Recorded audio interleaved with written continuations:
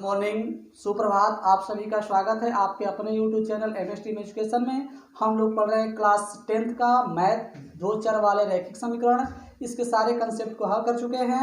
आज हम पढ़ना है 3.3 जिसमें सब्स्टिट्यूशन मेथड यानी प्रतिस्थापन विधि से दो चर वाले रैखिक समीकरण युग्म को किस प्रकार हल किया जाता है। यहाँ से प्रश्न पेपर में बनते हैं। तो चलिए हम लोग शुरू करते हैं आज का क्लास। जो देखते हैं पहला प्रश्न है पहले का, x + y = 14, x - y = 4। ये दो आपको समीकरण दिए गए हैं, इसको सब्स्टिट्यूशन मेथड से हल करना है। तो देखिए कैसे हल करते हैं। पहले बनाते हैं समीकरण 1, 2। तो जब हल करेंगे तो देखिए यहाँ से शुरू करते हैं। तो पहले लिखेंगे हम लोग x + y = 14 समीकरण 1 तथा x - y = 4 समीकरण 2। अब यहाँ लिखेंगे समीकरण 1 से, कहाँ से? समीकरण 1 से। तो समीकरण 1 हमारा यह है। क्या करते हैं कि इसमें एक चर को पक्षांतर कर देते हैं दूसरे साइड, यानी एक चर का मान हम निकाल लेते हैं दूसरे चर के रूप में। तो समीकरण 1 से हम निकालेंगे तो x बराबर करेंगे तो y चला जाएगा, तो हो जाएगा 14 - y। ये बन गया समीकरण नंबर 3। क्या बन गया? 3। अब आगे चलते हैं, इधर लिखेंगे x बराबर 14 - y का मान समीकरण 2 में रखने पर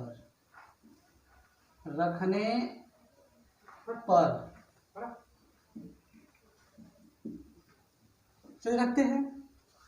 2 ये है, रखना है 14 - y। x बराबर रख दिए, माइनस y है तो माइनस से रहेगा, और इधर 4 है तो 4 कर देंगे। चलिए देखिए इसको जोड़ देंगे तो -y मिलकर हो जाएगा -2y बराबर 4 - 14। हल करिएगा तो -2 बराबर आएगा -10, या y बराबर करेंगे तो आ जाएगा 5। y का मान कितना आ गया? 5 आ गया। अब लिखेंगे y बराबर 5 का मान समीकरण 3 में रखने पर। चलिए 3 देखते हैं कहाँ है। 3 यहाँ है, रखिए। तो x रहेगा, यहाँ हो जाएगा 14, और y की जगह पर रखेंगे 5। तो x का मान निकालेंगे तो 14 में से 5 घटेगा तो कितना हो जाएगा? 9। कितना हो जाएगा? यानी x का मान निकल गया 9 और y का मान आया 5। हमने देखा सब्स्टिट्यूशन मेथड से कैसे सवाल को हल करते हैं। पहले का काम करते हैं कि 2 इक्वेशन दिया रहेगा तो उसको इक्वेशन फर्स्ट और सेकंड मान लेंगे। किसी एक इक्वेशन का हल करके एक चर को दूसरे चर में मान निकालेंगे, उस चर को किसी समीकरण में रखेंगे। अगर समीकरण 1 से निकाले रहेंगे तो समीकरण 2 में रखेंगे, समीकरण 2 से बनाएंगे तो समीकरण 1 में रखेंगे। तो यह बहुत ही मोस्ट इंपोर्टेंट प्रश्न है। प्रश्न नंबर 1 में कई सवाल हैं, उसमें से हमने पहला सवाल बता दिया। उसके बाद दूसरे क्वालिटी का जो सवाल होगा, दूसरे टाइप का सवाल होगा, उसको हल करते हैं। तो पहले इसको नोट करिए। देखते हैं प्रश्न नंबर पहले का चौथा सवाल। यह दशमलव वाला सवाल है। लड़कों को काफी कंफ्यूजन करता है कि दशमलव वाला सवाल को कैसे हल किया जाएगा। तो आप MS टीम ज्वाइन किए हैं, घबराने की कोई बात नहीं है। बस आप देखते रहिए MS टीम एजुकेशन को। आपको कोई भी डाउट हो सब क्लियर होता चला जाएगा। बस वीडियो को शुरू से अंत तक देखिएगा। देखिए इसको हल करते हैं।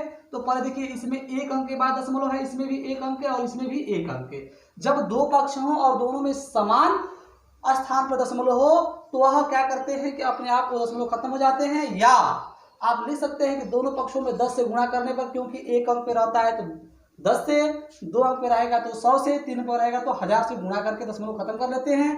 तो यहाँ लिखने की जो बात नहीं है, आप लोग अपर क्लास में आ गए हैं, ये सारा चीज समझाने की बहुत जरूरत नहीं है।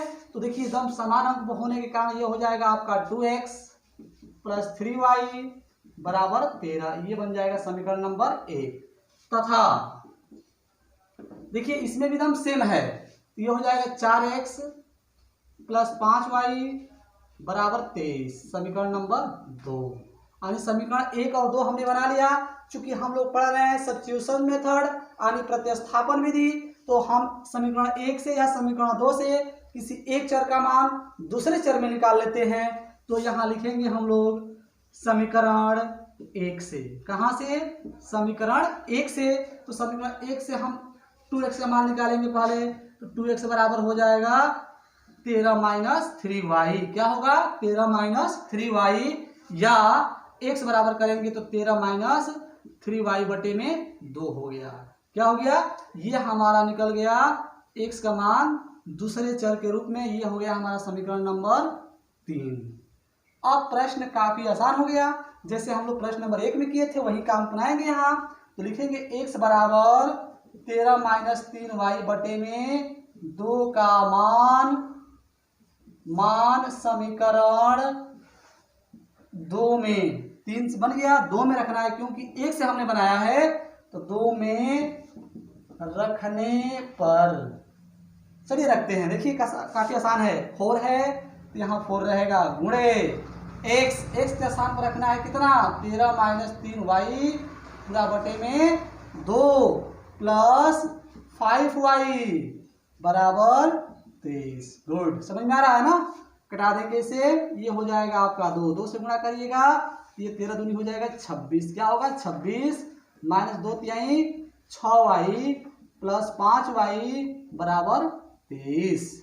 अब देखिएगा यहाँ जो ये मान है एक प्लस में है और एक माइनस में है, तो प्लस माइनस में जो बड़ा रहता है उसी का चिन्ह लिखते हैं और हमेशा बड़े में से छोटे घटाते हैं, यानी 6 में से 5 घटाएंगे, एक को लिखा नहीं जाता है गुणांक में, ये y हो जाएगा। और ये जब उधर जाएगा तो हो जाएगा 23 - 26 हो जाएगा, यानी y का मान निकल के आ जाएगा -3। ये माइनस माइनस है यानी y बराबर हो जाएगा 3। देखिएगा यहाँ। अब पुनः हम यहाँ से स्टार्ट करते हैं। अब लिखेंगे y बराबर 3 का मान समीकरण, अब 3 में रखेंगे, 3 में रखने पर चलिए रखते हैं। देखिए 3 क्या है, 3 यहाँ है तो x है तो x कर देंगे, बराबर 13 है तो 13 करेंगे, माइनस 3 है तो 3 करेंगे, और y देखिए y के स्थान पर क्या रखना है 3 रख देंगे, और बटे में 2 है तो 2, इसको भी सॉल्व कर लेते हैं। ये हो जाएगा 13 - 9 बटे में 2, 13 में से 9 जाएगा 4 बटे 2, कटा देंगे तो x बराबर कितना आ जाएगा 2। तो आपने देखा y बराबर 3 आया और x बराबर 2 आया, यानी हमने दशमलव वाला है वैसे ही किया। अब अगर हमें बाटा वाला सवाल आ जाता है भिन्नात्मक, तो उसको लॉसव लेकर के पक्षांतर करके हल कर लेंगे, उसको भी समीकरण 1 और समीकरण 2 जैसा बना लेंगे। सेम है प्रतिस्थापन करने का विधि। अगर किसी लड़के की इच्छा है कि सर पहले प्रश्न में भी समीकरण 1 से ही बनाए थे यहाँ और इस बार भी समीकरण 1 से ही बनाए हैं, तो आप समीकरण 2 से भी यह आप x का मान निकाल करके हल कर सकते हैं। आपको समझ में आएगा तो आप इसे नोट करिए ताकि अगला प्रश्न बताइए। प्रश्न नंबर 2, जरा प्रश्न नंबर 2 देखिएगा। प्रश्न नंबर 1 के ही प्रकार का है, उसमें कई सारे सवाल थे, हमने 2 बताया। आप अन्य प्रश्नों को हल करिएगा, नहीं आएगा तो कमेंट करिएगा, जरूर आ जाएगा। तो देखते हैं प्रश्न नंबर 2 है, कह रहा है प्रश्न नंबर 2 में कि आप जो देख रहे हैं कि 2x + 3y एक इक्वेशन है, 2x + 3y, और एक है 2x - 4y बराबर -24 को हल कीजिए, यानी इसको और इसको हल करना है और m का वह मान ज्ञात करिए, m का वह मान ज्ञात कीजिए जिसके लिए y बराबर mx + 3 हो। तो चलिए हल करते हैं। तो जो हल करेंगे तो आपको पता है कि समीकरण 1 और 2 पहले लिखते हैं, तो ये हो जाएगा 2x + 3y बराबर 11 समीकरण नंबर 1। उसके बाद लिखेंगे तो हो जाएगा 2x - 4y बराबर -24 समीकरण नंबर 2। आपको पता है कि यह विधि यहाँ हम यह जो प्रश्न है ये भी सब्स्टिट्यूशन मेथड का ही है, यानी प्रतिस्थापन विधि का ही प्रश्न है। तो प्रतिस्थापन विधि में क्या करते हैं कि लिखते हैं यहाँ समीकरण 1 से 2x बराबर 3y बराबर 11 - 3y, या x बराबर हो जाएगा 11 - 3y बटे में 2। ये बनेगा आपका समीकरण नंबर 3। क्या बनेगा? समीकरण नंबर 3 बन गया। अब हम लिखेंगे यहाँ से x बराबर 11 - 3y बटे में 2 का मान समीकरण 2 में रखने पर, यानी 2 में रखना है। तो देखिए 2 कहाँ है, 2 यह है, तो 2 है, देखिए पहले 2 रखेंगे गुणे x का स्थान पर क्या रखना है 11 - 3y बटे में 2 -4y बराबर -24। चलिए ये 2 से 2 कैंसिल, ये हो जाएगा नीचे देखिएगा 11 - 3y -4y बराबर -24। जब आप इसको हल करिएगा तो माइनस माइनस है तो -3 और -4 मिलकर हो जाएगा -7y। गुड। जब ये उधर पक्षांतर होगा तो माइनस हो जाएगा -24 -11 -35 होगा। यानी y बराबर निकालिएगा तो 7 × 5 = 35 यानी +5 होगा। यहाँ y का मान देखिए आपने कितना आया, +5 आ गया। बढ़िया। अब चलते हैं आगे। यहाँ लिखेंगे y बराबर 5 का मान समीकरण 3 में रखने पर देखिएगा 3 यहाँ है, 3 हमारा जो समीकरण है यही है, 3 नंबर ये है। रखते हैं तो x बराबर x ही रखेंगे, 11 तो 11 ही रहेगा, -3 गुणे y की जगह पर 5 रखेंगे और बटे में रहेगा 2। आगे देखते हैं, हल करिएगा 11 - 15 बटे में 2। 11 में से 15 घटाएंगे तो -4 बटे 2 हो जाएगा, कटा देंगे तो -2 यानी x बराबर आ गया -2। अब देखिए हमने y का मान निकाल लिया और x का मान निकाल लिया। जब समीकरण को हल करना था ये कर लिए, लेकिन इसके साथ ही साथ m का भी मान पूछा है। तो देखिएगा यहाँ पुनः ध्यान से, अब यहाँ लिखेंगे x बराबर -2 तथा y बराबर 5 का मान y बराबर mx + 3 में रखने पर। देखिएगा ये है y बराबर mx + 3 में रखने पर। रखिए देखिए y है, इसमें रखना है तो y का मान कितना है, यहाँ देख लेते हैं, इसको कलर बदल देते हैं ताकि आपको समझने में किसी प्रॉब्लम ना हो। तो इसी में रखना है तो y की जब क्या रखेंगे, 5 रखेंगे। चलिए m तो m में रहेगा, x जब क्या रखेंगे, -2 रखेंगे और ये हो जाएगा +3। चलिए ये देखिए ये 3 इधर आएगा तो 5 में से घटेगा तो 2 हो जाएगा और गुणा करिएगा तो -2m यानी m बराबर करेंगे तो -1 आएगा। आपको समझ में आया होगा ये प्रश्न कैसे हुआ। हमने जैसे पहले प्रश्न में हल किया था, x y का मान निकाला था, ठीक वैसे ही किए। यहाँ से y बराबर mx + 3 के लिए m का मान पूछा था तो हमने x और y का मान निकाल करके इसमें रख दिया, बचा हमारा m निकल के आ गया। तो आपने देखा प्रश्न नंबर 2 भी कितना आसान है। आप नोट करिए, बस वीडियो के शुरू से अंत तक बने रहिए। स्क्रीन पर है, कह रहा है कि निम्न समस्याओं के रैखिक समीकरण युग्म बनाइए। कुछ समस्या दिया हुआ है, उनको रैखिक युग्म बनाना है और उनके हल प्रतिस्थापन विधि द्वारा ज्ञात करिए, यानी सब्स्टिट्यूशन मेथड द्वारा हल करिए। यानी हमने प्रश्न नंबर 1 और 2 जो किया वही हमारा यह भी प्रश्न है, लेकिन यह जो प्रश्न है यह आपका एक लिखित है। आपको पहले इसको रैखिक समीकरण युग्म के रूप में बनाना होगा, तब हल करना होगा। तो आप एक एक पॉइंट को देखिए हमारे साथ, आप समीकरण बनाना भी सीखेंगे और हल कराना भी सीखेंगे, ये मेरा दावा है। बस आप ध्यान से देखिएगा, सुनिए। पहले प्रश्न पढ़ते हैं। प्रश्न क्या है, तो कह रहा है कि दो संख्याओं का अंतर 26 है। यानी कोई दो नंबर हैं, उनका अंतर क्या है, 26। अंतर तो हम जानते हैं लेकिन नंबर पता नहीं है कि वो नंबर क्या है। लेकिन आप पढ़ रहे हैं 2 चर वाला, तो हम वो नंबर मान लेंगे कि एक नंबर x होगा और एक नंबर क्या होगा, y, और उन्हीं का अंतर क्या है, 26। जी बिल्कुल, ध्यान दीजिए। तो लिखेंगे हल में, तो हम पहले मान लेंगे, माना पहली संख्या बराबर x, पहली संख्या बराबर x तथा दूसरी संख्या बराबर y। अब चलते हैं, यहां लिखते हैं प्रथम शर्तानुसार, प्रथम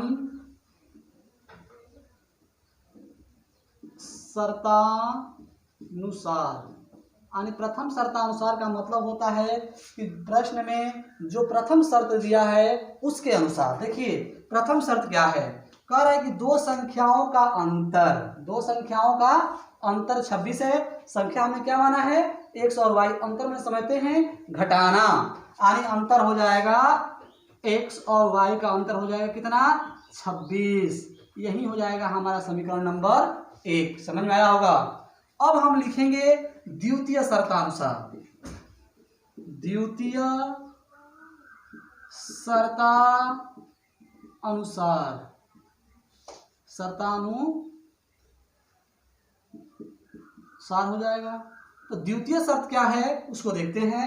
और देखिए एक संख्या दूसरी संख्या की 3 गुनी है। ध्यान दीजिए, ये जो संख्या देख रहे हैं ना, उनमें से कोई एक संख्या दूसरी संख्या की क्या है, 3 गुना है।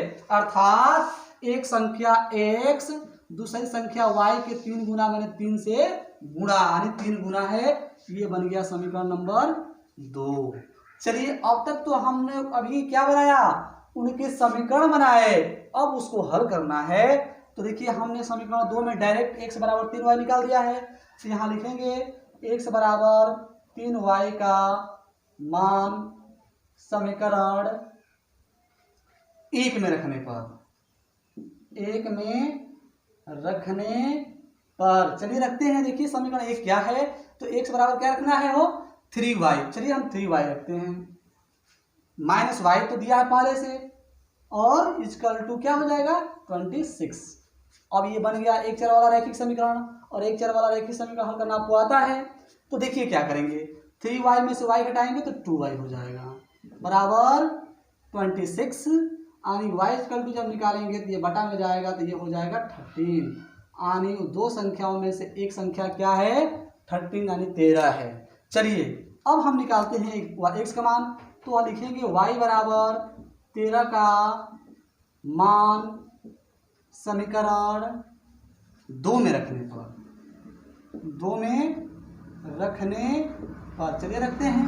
देखिएगा समीकरण 2 यहाँ है, तो x माने 1 से रहेगा 3 और y माने 13, यानी x बराबर हो जाएगा 39। यानी वह संख्या क्या हो जाएगी, 1 हो जाएगी 13 और 1 हो जाएगा 39। अगर हमें चेक करना है कि नहीं हमारा आंसर सही है कि गलत है, तो आप चेक कर सकते हैं। देखिएगा जरा, एक संख्या 39 है, दूसरी संख्या क्या है 13 है।